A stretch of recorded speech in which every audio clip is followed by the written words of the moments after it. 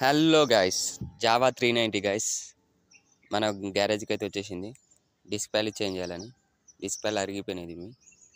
దీన్ని ఇప్పుడు ఎలా చేయాలనో చూపిస్తాను మీకు. ఫస్ట్ అయితే 2 బోల్ట్ తిప్పేసుకోవాలి గైస్. 2 బోల్ట్ తిప్పేసిన తర్వాత ఈ డిస్క్ అసెంబ్లీ అనేది బయటికి తీయాలి. బయటికి తీసి డిస్క్ అసెంబ్లీ ఫస్ట్ అనేది డిస్క్ ప్యాడ్లు కొంచెం ప్లే చేసుకోవాలి. అప్పుడే బయటికి అనేది వస్తుంది.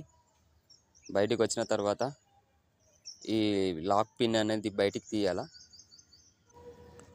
ఈ డిస్క్ ప్యాడ్ అనేది బయటికి తీసుకోవాలి గైస్. ఈ పిన్ అనేది ఫస్ట్ కిందికి కొట్టేసుకోవాలా. బయటికి తీసేసుకొని డిస్క్ ప్యాడ్ అనేది చూడండి. ఇప్పుడు డిస్క్ ప్యాడ్లు వచ్చేసి మొత్తం అరిగిపోయినాయి. దీనివల్ల వచ్చే ప్రాబ్లం డిస్క్ ప్లేట్ అరిగిపోతుంది గైస్. మంచిగా బ్రష్ కొట్టేసి ఈ డిస్క్ ప్యాడ్ అనేది ఒకటి పిస్టన్ మీద పెట్టుకొని పిస్టన్ కిందికి ఇప్పుకోవాలా.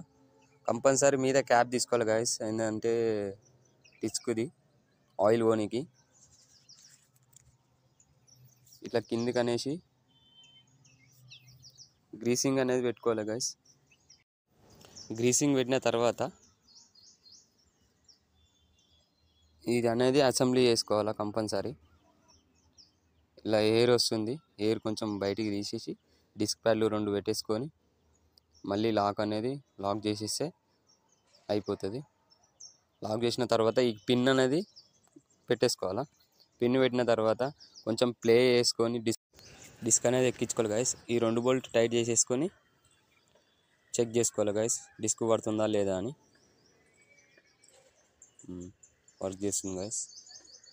లైక్ చేయండి, సబ్స్క్రైబ్ చేయండి గైస్.